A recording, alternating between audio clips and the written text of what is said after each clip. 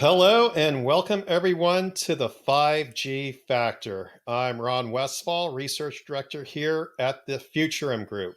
And today I'm joined here by my distinguished colleague, Todd R. Weiss, our team analyst, who focuses on major areas such as telecommunications and naturally 5G. And today we will be honing in on the major 5G ecosystem developments that have caught our eye and attention. So, Todd, welcome back to the 5G Factor. How have you been bearing up between episodes? How have you been getting by? I'm doing well. Thanks, Ron. It's good to be back with you. It's getting freezing cold here in Pennsylvania, so we're getting ready for the hibernation for the winter. Well, hey, we'll try to share some of the Texas heat with you all as the winter That would progresses. be that would work. That would work fine. So, yes, now with that observation, yes, autumn is definitely with us now. And let's jump right in. I think one thing that is Sounds great. Amen. I think one thing that is important is Nokia's reports that have come out recently. That is their tech trend reports. In fact, Nokia CEO Pekka Lundmark expressed that the data traffic on the world's traffic will continue to grow by 20% to 30% each year. And that, again, that's based on this research. And this is underpinning really Nokia's perspective after its recent financials that yes, CapEx spending has been dialed back by major operators in many parts of the world. However, that's not going to be something persistent over the next few years at least. And that's part of its common sense that, we go through ups and downs, peaks and valleys. But as we navigate through this CapEx valley, why will there be a peak on the horizon? Well, quite simply, Nokia has put some of its research and estimates about network growth into its recently released report, Global Network Traffic 2030. And in addition, it issued its Technology Strategy 2030 report. So clearly, Nokia has an eye on 2030. And I think it serves as an important milestone for better understanding why network traffic growth is going to grow dramatically. So, Yeah, if they're not paying attention to this, that would be a shock. So it makes a lot of sense that they're detailing the numbers because they have to know. Every company has to know. yes, and I think what's important is that this is research that is being conducted across a broad spectrum of the ecosystem. So we're getting, I think, very valuable information. It's basically valid, and I think it can definitely do what you just pointed out, Todd, inform decision making that will be instrumental to how the 5G ecosystem evolves through the next several years. And if we look specifically at Global Network Traffic 2030, network traffic is projected to grow between fourfold and ninefold in the years leading up to, again, 2030. So, for instance, Can you just imagine that for a minute? Ninefold from today in 2030. That's 7 years from now. Ninefold. It's an amazingly huge number. oh, absolutely. In fact, yeah, I think this is something that we've gotten somewhat accustomed to, but still important to pinpoint, these types of metrics. So again, we can have better planning and decision making about, how much the traffic will grow. So that's at the high end, but at the very least, fourfold. But I'm betting that it will be toward the high end, ninefold range because of some of the things we'll touch on. Plus, there are always, new applications and so forth that weren't fully anticipated at this point in Yeah, time. it's it's not just people. It's not just it's IoT devices. It's a million things. Cars with all this network stuff built in. I mean, airplanes. We're going to have airplanes soon with network stuff built in. It's going to be. We can't even imagine in the refrigerators. All that's network stuff. Well, absolutely. And I think another aspect is geopolitics. Here in the US, we have billions Sure. allocated to closing the digital divide. And other parts of the world, same type of investment that's being driven just by the governments, let alone the vast As private we, and investment out there. speaking of governments, as we build rural broadband, rural networks, I mean, as we bring rural network abilities to the rest of the country, to the rest of the world that doesn't have it, there's growth right there. I mean, that's going to be huge growth when they figure out economical ways to do that. Right on. And I think it's important to, pinpoint some more data points here because, again, we're a technology Sure. industry and this is all very informative. So, even in its more moderate scenario, Nokia observes that traffic is expected to grow from 507 exabytes per month in 2022 up to 1,014 exabytes per month in 2026, and then ultimately 2,443 exabytes per month in 2030. So basically, we're living in the exabyte era right now. Unbelievable numbers. So basically, it's saying what we're doing now, which seems a lot, is going to be like nothing in compared to 7 years from now. Right. And I think a good example, specific, and I know Nokia is putting marketing momentum behind it some, is that metaverse traffic alone will expand from less than 1 exabyte per month from 2022 up to almost 38 exabytes per month in 2026, and then ultimately over 495 exabytes per month in 2030. And this is to your point, Todd, about the applications that are swirling out there. So far, metaverse has been underwhelming. I think there's a consensus in that. Oh yeah. And I was just going to say if the metaverse actually happens, right?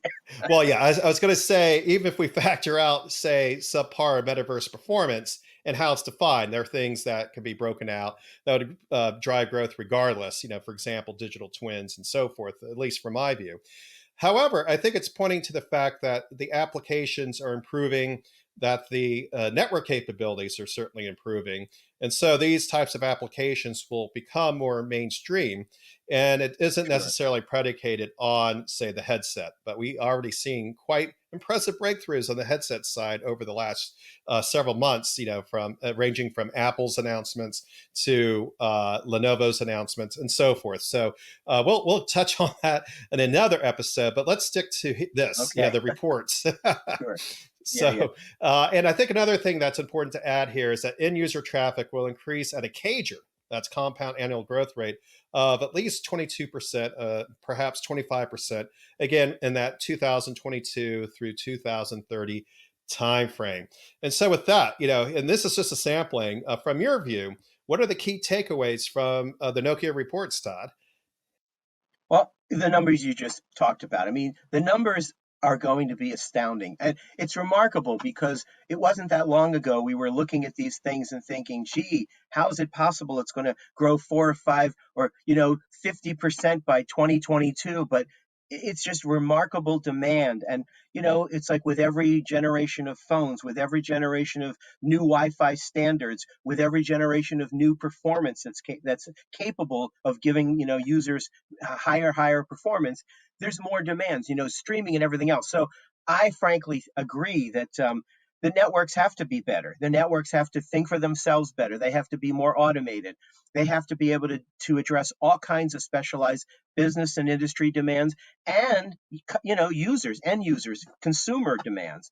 They're going to have to provide, even though they can't imagine how they can do faster throughput, how they can't possibly imagine lower latency, they're going to have to come up with it. That's just the way progress works.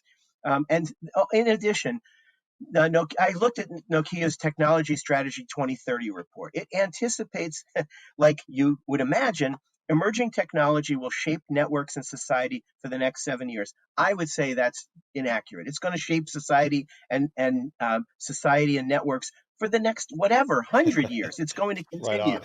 on. Um, and these key trends driving growth, we've got AI and machine learning. They are high performance, high power things. Extended reality, again, high demand on low latency, incredible performance. Digital twins, the power that's needed for these things is unbelievable. Automation, automating factories, software, automating processes, industries, massive scaling to billions of devices that, I mean, right now, we're like at the Model T of this networking stuff. Seriously. Yep. And in 5, 10 years, we're going to be at the McLaren of these networks. And then what's going to come after that? I use a car analogy, but all this stuff, if the cloud uses so much, if the metaverse is really going to become a factor, it's going to be a high demand thing. Industry 5.0, sustainability, security, nothing says networks can be slower. They are going to have to continue the pace of growth, like we need for demand on the internet too. So yeah, this is data that Nokia has that confirms everything we already knew, but really makes it in a reality, puts into a reality. Yeah, and your thoughts, Todd, triggered, I think, two observations. One, the Nokia information data is correlating with our own research that is driving our Oh, dashboards. sure, So that I think is sure. important. And naturally, there's other research out there, but it's really pointing to this inevitability. And this is a lot of it's just common sense and logic. Network traffic is going to continue to expand dramatically, even explode in certain segments, certain geographies. And so that's the other thing, that this is important for Nokia's long-term prospects, but also midterm and let alone near term. That is, that will tie to what we anticipate is improved financial performance for Nokia, but other players in the 5G ecosystem, as key operators take a breather, at least on the capex side, in terms of Sure. 5G specific investments. And with that, Yeah. let's turn to, I think, another important development. And I think you had observations that are pointing to, for example, the 5G RAN side of things.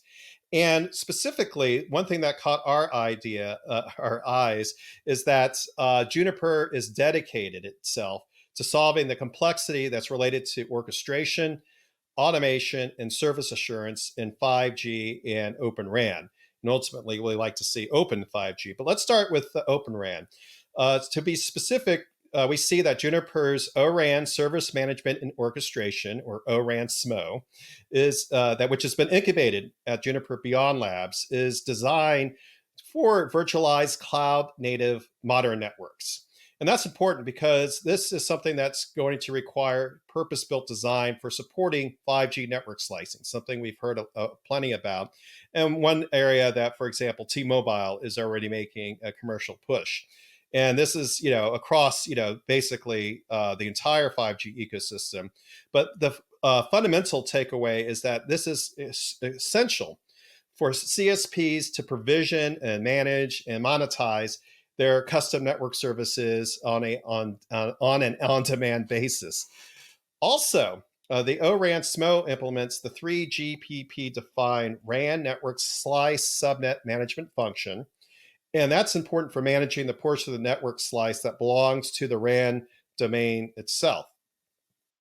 I want to add something right there. We talked about ORAN a few weeks ago.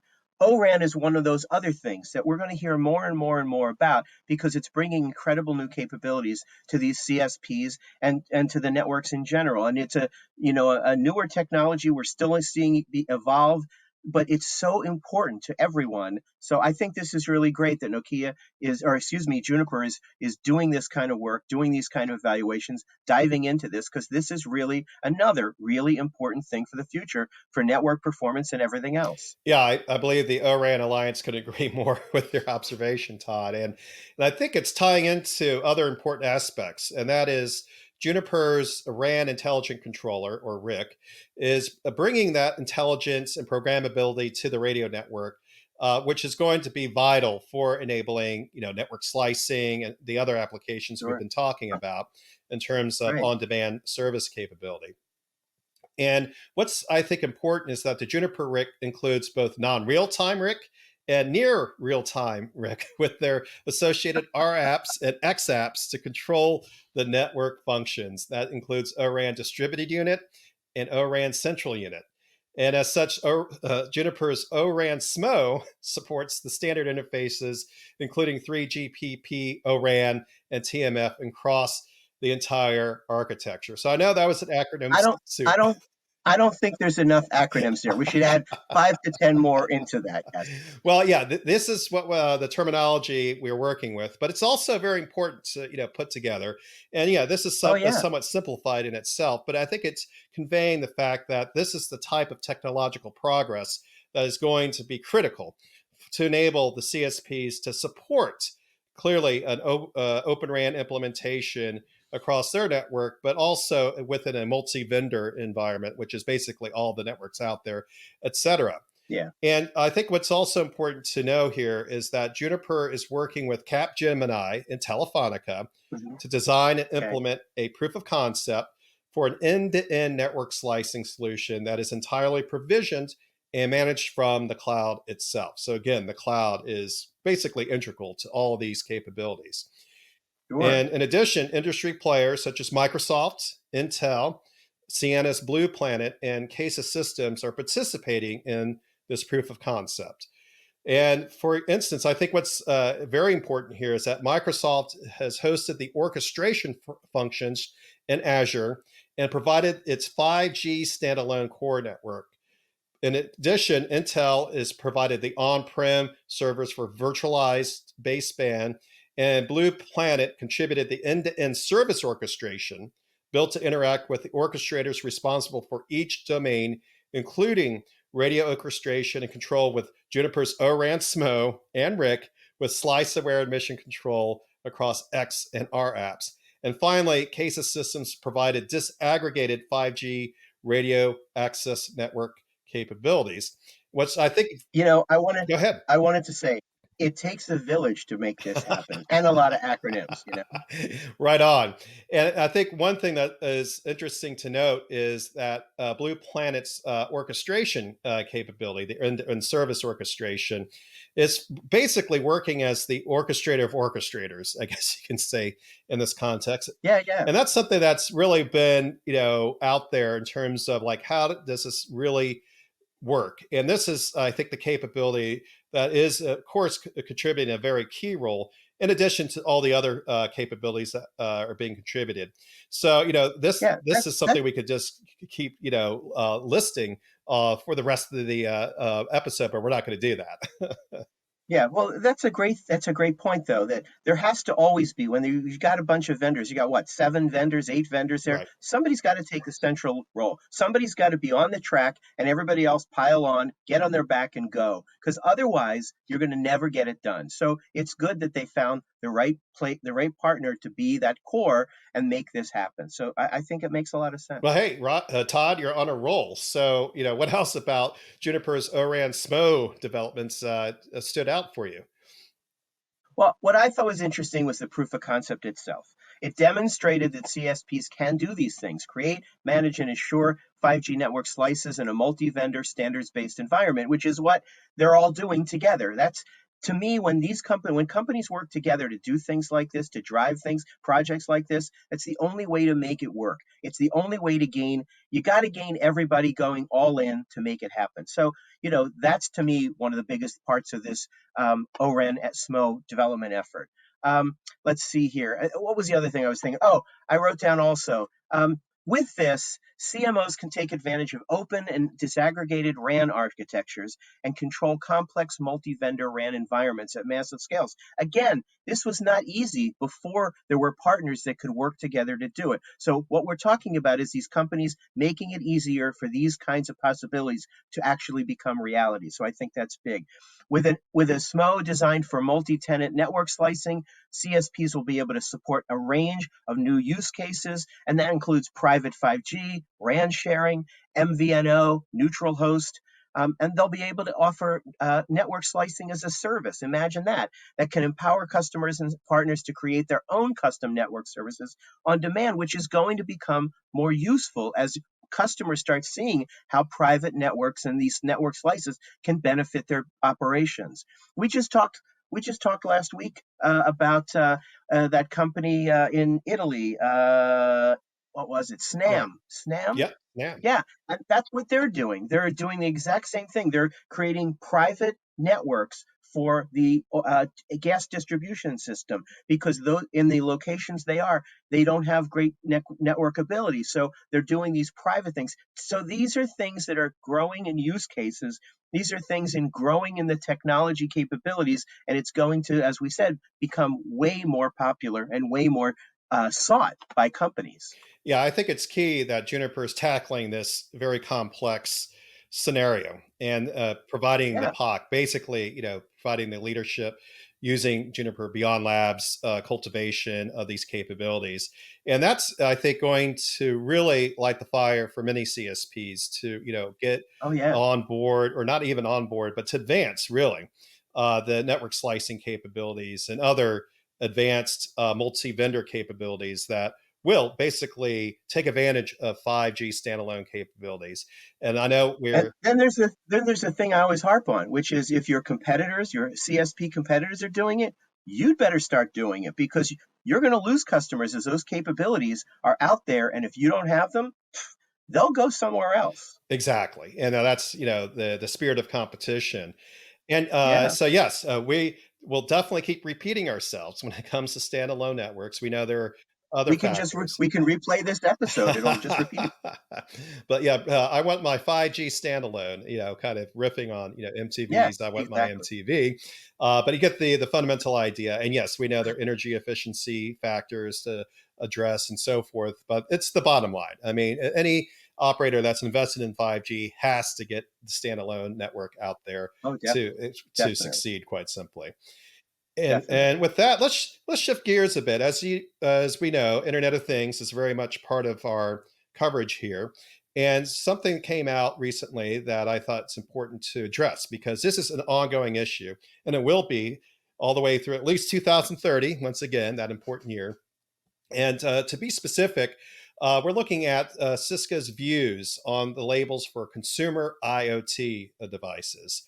And back in August of this year, the notice of proposed rulemaking on cybersecurity labeling in IoT, the FCC asked questions about how to improve consumer confidence and understanding the security of their IoT devices.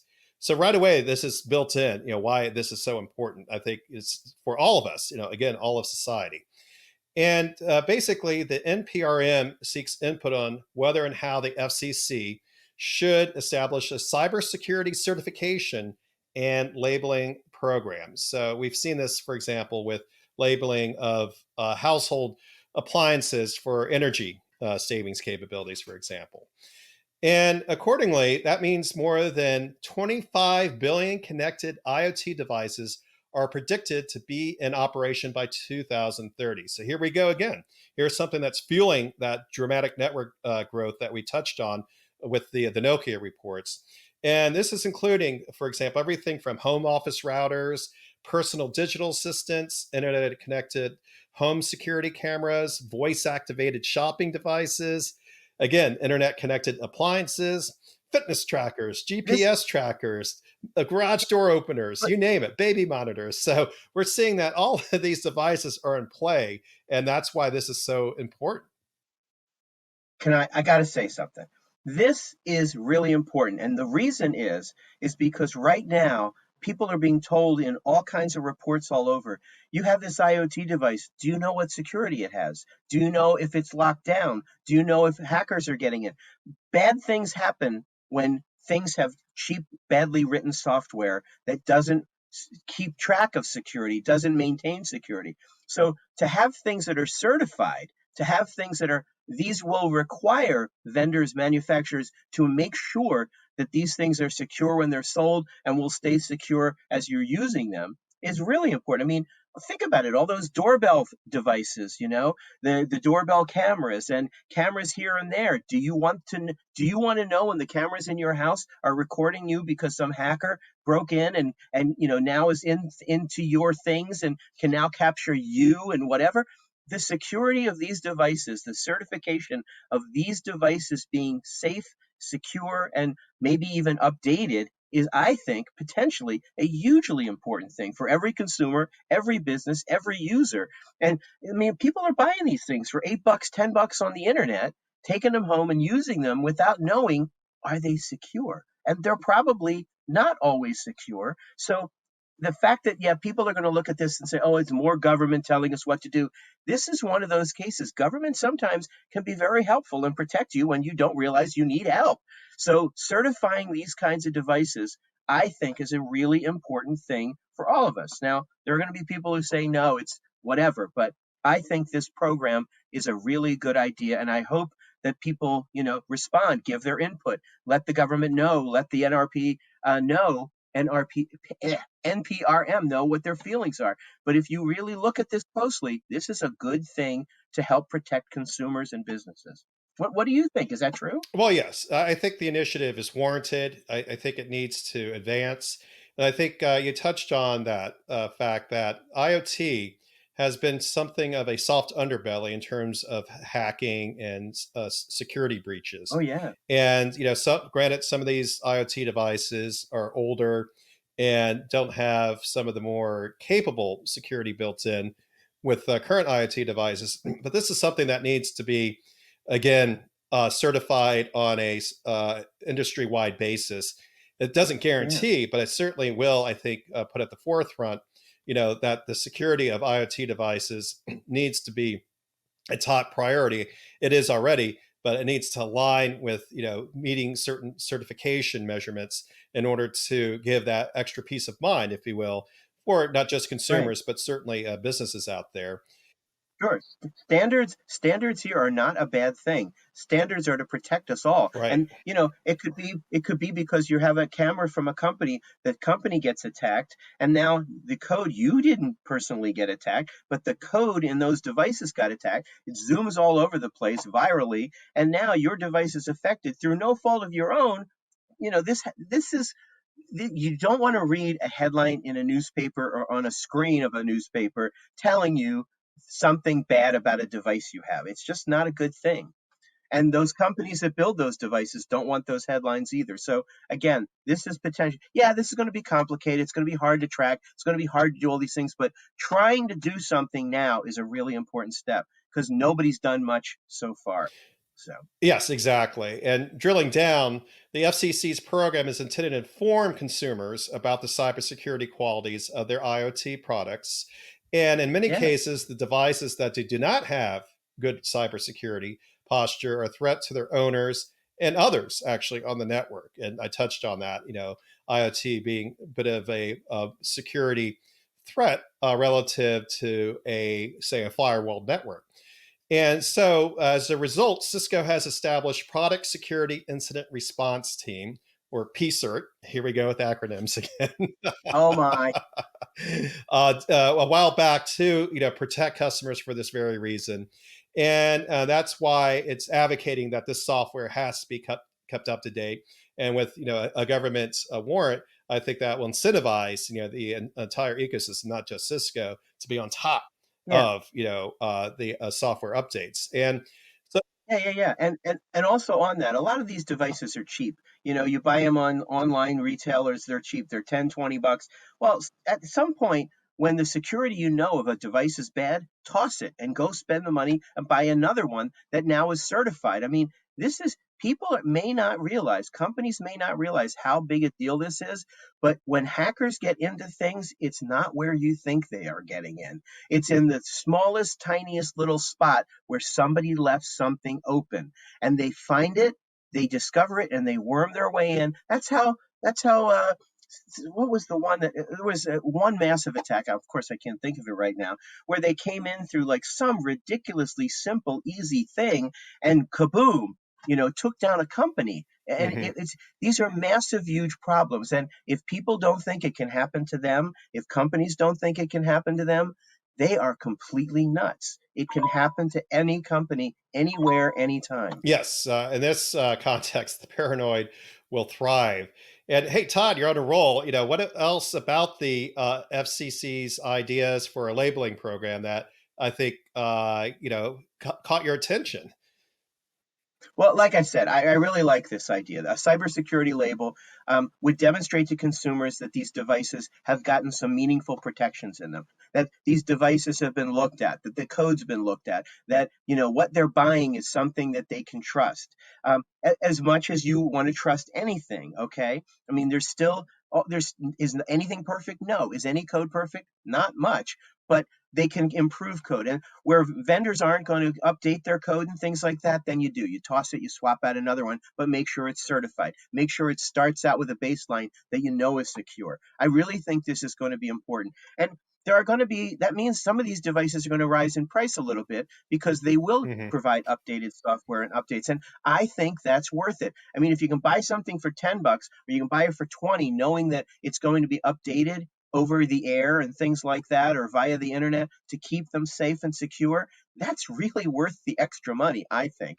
And then there also needs to be things, and I think this is part of the regulations are looking at, letting consumers know Right, when a device they have isn't right, safe yeah, anymore. That to me is a really big, it's like with cars and seatbelts or a recall. Hey, your Ford truck has got a bad axle. You need to know that. right. So The same thing with these. Now, is it as impactful as the axle or gas tank in your car? Maybe not as impactful, but it's plenty important if you're doing your checking account and your savings account and you're paying bills and things like that online, and somehow and somebody gets into your computer because of this, or a business, somebody gets into your systems because of this, because you have a device that's got this little teeny tiny place where somebody can get in because they're going to get in. So I really think that's important. And I think people should also, and businesses need to do like businesses do.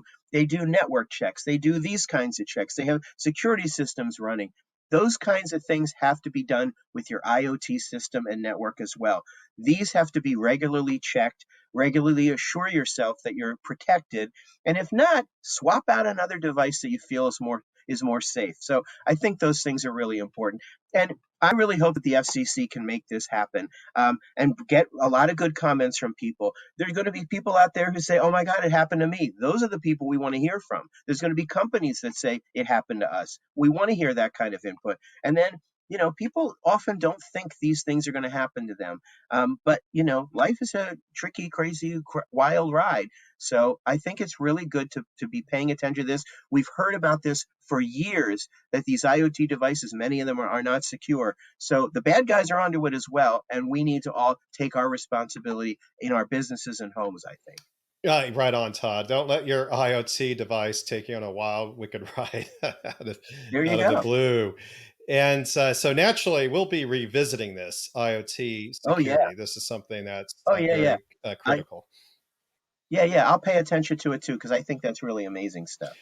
Okay, great. So I think we've queued up another theme for a future 5G Factor episode. And on that note, thank you everyone for tuning in and joining us today. And of course, thank you, Todd, for coming on today to discuss the hot topics in the 5G ecosystem world. Well, thank you, Ron. And at some point, maybe over the holidays, we'll do a all acronym episode. Every acronym. That actually wouldn't be as challenging as some might think, but I it do sounds not think it would be. intriguing. Thank you for tuning in. Be sure to check out our streaming on the Futurum Group website. And with that, good 5G day, everyone.